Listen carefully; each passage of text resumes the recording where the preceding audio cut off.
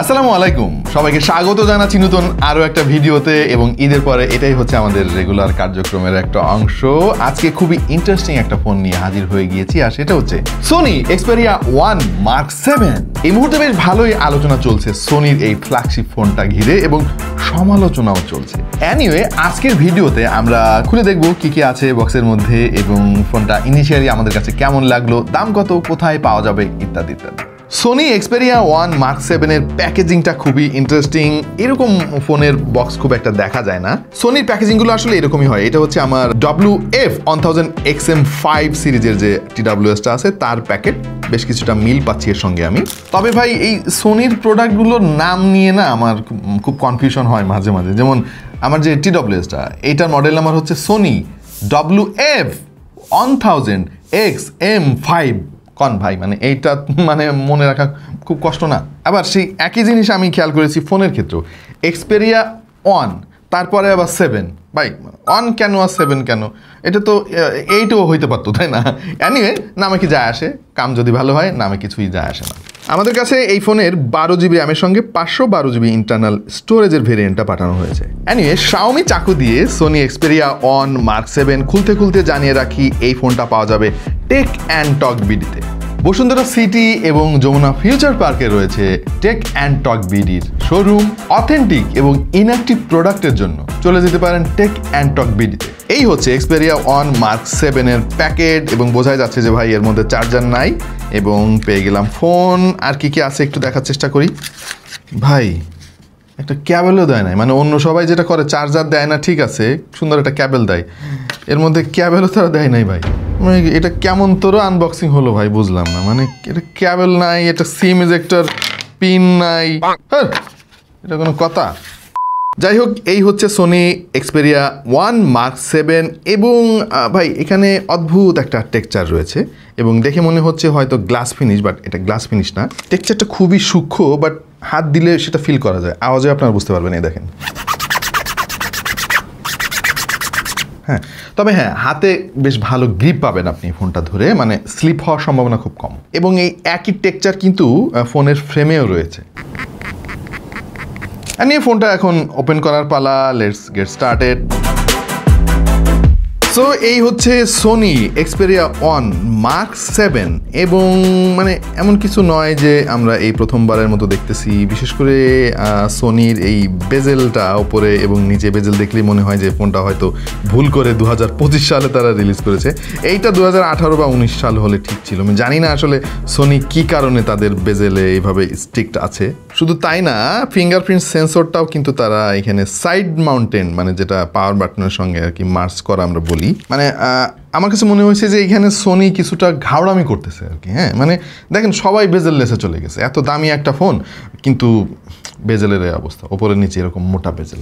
আবার ফিঙ্গারপ্রিন্ট সেন্সরটাও তারা ডিসপ্লের মধ্যে দেয় নাই। তবে হ্যাঁ, আপনি এই সমস্ত জিনিস যদি একটু ইগনোর করেন, তাহলে কিন্তু এই ফোনটা আপনার কাছে জোস লাগবে। মানে সলিড ডিজাইনের ফোন, ক্যামেরা বামটা খুবই সিম্পল, মানে প্রিমিয়াম একটা ভাইব আপনি এখানে পাবেন। আর একটা জিনিস পাবেন ফ্ল্যাগশিপ ফোনে দেখা যায় না, সেটা হচ্ছে 3.5mm হেডফোন জ্যাকের জন্য ডেডিকেটেড পোর্ট। ফ্ল্যাগশিপ ফোনের কথা ভুলে যান ভাই আপনি। আজকাল তো 20,000 টাকা দামের ফোনেও দেখতেছি যে এই 3.5mm পোর্ট নাই। মানে দিন দিন কোম্পানিগুলো ভুলেই যাচ্ছে যে এই নামে একটা জিনিস আছে আর কি। সোনি এই কাজটা তারা করছে, মানে যারা 3.5mm হেডফোন জ্যাক দিয়ে গান টান শোনেন তাদের জন্য অনেক কাজে আসবে। অবশ্য হার্ডওয়্যারে কোনো কিপটামি করে নাই সোনি। এখানে তারা কিন্তু একদম স্ন্যাপড্রাগনের সর্বোচ্চ পাওয়ারফুল যে চিপসেটটা, স্ন্যাপড্রাগন 8 Elite, এটা ব্যবহার করেছে। 3nm chipset. পারফরমেন্স নিয়ে কোনো কথা হবে না ভাই।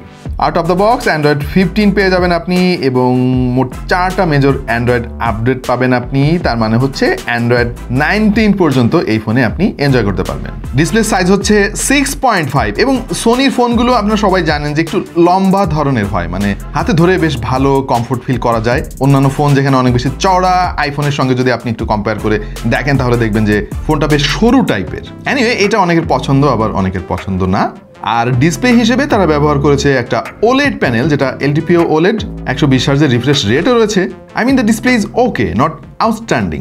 এই ফোনের মোট দুইটা ভেরিয়েন্ট বাজারে পাওয়া যাবে, 12-256, 12-512। আমাদের কাছে 12-512 ভেরিয়েন্ট আছে এবং হাইব্রিড সিম কার্ড স্লট পেয়ে যাবেন আপনি এখানে, দুটা সিম কার্ড অথবা একটা সিম আর একটা মেমোরি কার্ড। ক্যামেরাতে আসলে খুব বেশি ইমপ্রুভমেন্ট নাই এখানে। ট্রিপল ক্যামেরা সেটআপের মধ্যে মেইন সেন্সরটা হচ্ছে 48 মেগাপিক্সেলের, অ্যাপারচার হচ্ছে 1.9, যেটা 24mm ওয়াইড একটা লেন্স, সাথে 12 মেগাপিক্সেলের একটা টেলিফটো লেন্স রয়েছে যেটার অ্যাপারচার হচ্ছে 2.3। তবে আলট্রা ওয়াইড সেন্সরটা সবাই যেখানে কম দেয় সেখানে সোনি দিয়েছে 48 মেগাপিক্সেলের, যার অ্যাপারচার হচ্ছে 2.0। সেলফি ক্যামেরা মাত্র 12 মেগাপিক্সেল, কিন্তু এটা সোনির সেন্সর ভাই। সোনি কোলাবোরেশন করেছে জেইস এর সঙ্গে, মানে ছবির কোয়ালিটি এখনই আসলে কোনো একটা ডিসিশনে আসা যাচ্ছে না। আমরা ইনিশিয়ালি বেশ কিছু ছবি তুলেছি, এগুলো যে অনেক বেশি ইমপ্রেসিভ সেইটা জোর দিয়ে বলা যাবে না, আরো বেশি ছবি তুলে আসলে আমাদেরকে দেখতে হবে। বাট ইনিশিয়ালি আমাদের কাছে যে অনেক বেশি ভালো লেগেছে সেইটা আসলে বলতে পারছি না। মানে আজকাল মিড রেঞ্জের অনেক ফোনে কিন্তু আমরা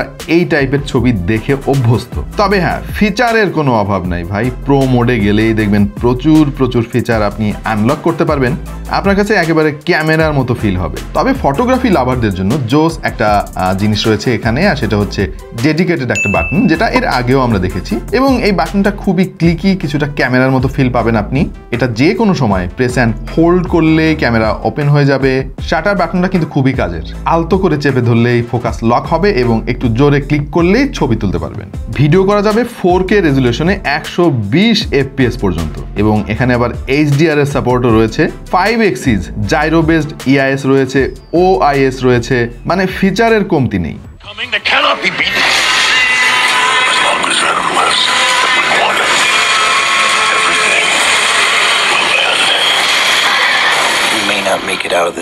ভাই সাউন্ড কোয়ালিটি এতই অস্থির, মানে আমি এই একটা জায়গায় এসে আসলে আটকে গেছি। One of the best loud speaker আমার কাছে মনে হয়েছে সোনির এই ফোনটাতে।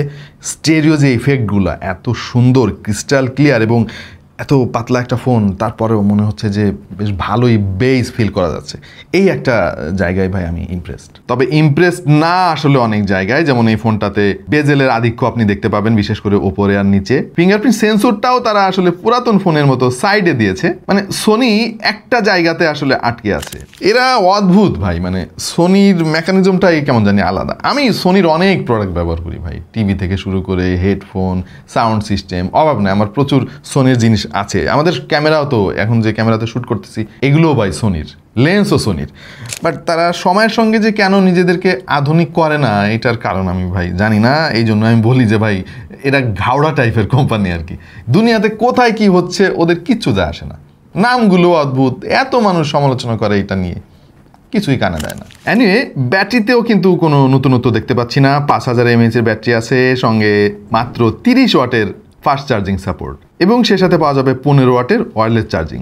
মানে এই যুগে এসে 30 ওয়াটের ফাস্ট চার্জিং এরকম একটা ফ্ল্যাগশিপ ফোনের কাছ থেকে এটাও কিছুটা ডিসঅ্যাপয়েন্টিংই লাগলো আমার কাছে। তাহলে এই ফোনটা আসলে কারা কিনবে? যারা সোনির ডাই হার্ট ফ্যান এবং যারা আসলে পৃথিবীর কোথায় কি হচ্ছে কিচ্ছু যায় আসে না, তাদের সলিড একটা ফোন দরকার, তাদের জন্য মূলত এই ফোনটা। আচ্ছা, একজন টেক এনথুসিয়াস্ট হিসেবে আমার কিন্তু কোনো ব্র্যান্ডের প্রতি দুর্বলতা নাই ভাই। যে ব্র্যান্ডই ভালো জিনিস অফার করবে আমি সেই ব্র্যান্ডের ফোন কিনবো। সো সেই দৃষ্টিকোণ থেকে বলতে গেলে ইনিশিয়ালি এই ফোনটা যে আমার অনেক বেশি ভালো লাগছে ওইটা ভাই বললে মিথ্যা কথা বলা হবে, হ্যাঁ। বাট সোনির জিনিস, তারা পৃথিবীর বিখ্যাত ইলেকট্রনিক ম্যানুফ্যাকচারার, তাদের জিনিসের একটা এক্সট্রা আপিল থাকে, হ্যাঁ। সেই দৃষ্টিকোণ থেকে হয়তো এই ফোনটা অনেকে কিনবে, বাট আমি হলে এই ফোনটা আসলে কিনতাম না। তার পেছনে অনেক কারণ আছে ভাই। এই ফোনের দাম কত নিশ্চয়ই আপনার মনে প্রশ্ন আসতে পারে। আসলে দামটা এই মুহূর্তে বলা যাচ্ছে না, তার কারণ হচ্ছে বাংলাদেশে মাত্র আসছে এই ফোনটা, হ্যাঁ। সো এই মুহূর্তে দাম একটু বেশি থাকবে, সেটাই স্বাভাবিক। তারপরেও যারা কিনতে চান তারা টেক অ্যান্ড টক বিডির সঙ্গে কন্ট্যাক্ট করতে পারেন। তো এই ছিল সোনির Xperia ONE Mark 7 এর ইনিশিয়াল ইমপ্রেশন। আশা করছি এই ফোনটা আরও লম্বা সময় ব্যবহার করে একটা ফুল রিভিউ দিতে পারবো খুব শীঘ্রই। ততদিন পর্যন্ত সবাই ভালো থাকুন, সুস্থ থাকুন এবং দেখতে থাকুন টেক টু দ্য পয়েন্ট।